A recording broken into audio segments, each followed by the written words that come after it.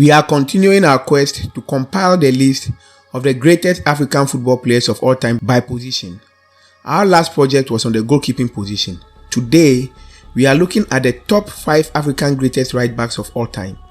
As usual, the number 1 spot makes it into our all-time African team. At number 5 is the legendary right back of Cameroon, Stephen Tator. He was registered to Kamak of Kumba, a second division team in the Cameroon Southwest League. He started as a midfielder. It was in the same club that he transitioned to the right back position. His progression and fame in the game led him to being signed by Tonnerre Yaoundé in the Cameroon top flight division. His next club was Olympique Mvoli. He won 3 Cameroon Cup and was an African Cup of Nations winner in 1988. He captained the Cameroonian team to the 1990 and 1994 World Cup. He made a total of 63 appearances for the national team. In 1995, he joined Tosu Futures of Japan, making him the first African player to ply his professional trade in that Asian country. He retired from football in 1997. Stephen Tator was well built for the game, but was gentle and very technical. His movement without the ball is a dream of every coach. He did not play with the big giants of European football, but he was one of Africa's finest ever at this position. At number 4, we have Emmanuel Eboué. Emmanuel Eboué was a right back with an attacking mentality. He had pace and energy. He was a very busy man on the pitch as he always wanted a piece of the action. He started his career with ASEC Mimosas in Côte d'Ivoire. The right back was signed by the Belgian club KSK Beveren in 2002. 3 years later, he was playing for Arsenal, where he won 2 English League Cups. He was also in the Arsenal team that lost to Barcelona in the 2006 UEFA Champions League final. It was with Galatasaray in the Turkish league that he met more success. He won 3 league titles, 3 Super Cups, and 1 Turkish Cup. He played 79 matches for the Elephants of Côte d'Ivoire. He featured in the 2006 and 2010 World Cups for his national team. In a continent that does not produce many classic lateral defenders, Eboué was one of the few who brought hope to the right back position on the continent. At number 3, we have Frank Amankwa. In the 1990s, he was widely touted as Africa's number 2. This classic defender had strength and pace. He was a very good tackler of the ball and very difficult to beat. He was a part of the Ghana Under-23 team that won Africa's first football medal, the bronze medal, at the Barcelona 1992 Olympic Games.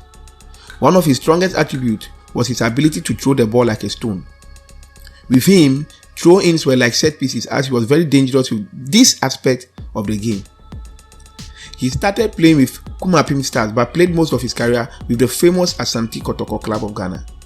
He had some stints in Europe but returned to Asante Kotoko to end his career. The right back now retired once remarked that he has never had a bad day playing for both club and country. And those who followed his trail in football can attest to this fact. Frank Amankwa was dependable and one of the most disciplined footballers to ever grace the African game. He had 33 caps for the Ghana national team. Laurent Bissam Etami Maya comes at number 2. Laurent was a very technical player, smooth. He was not very aggressive, but managed the defense position in a calm way. He also loved moving up front to help his team.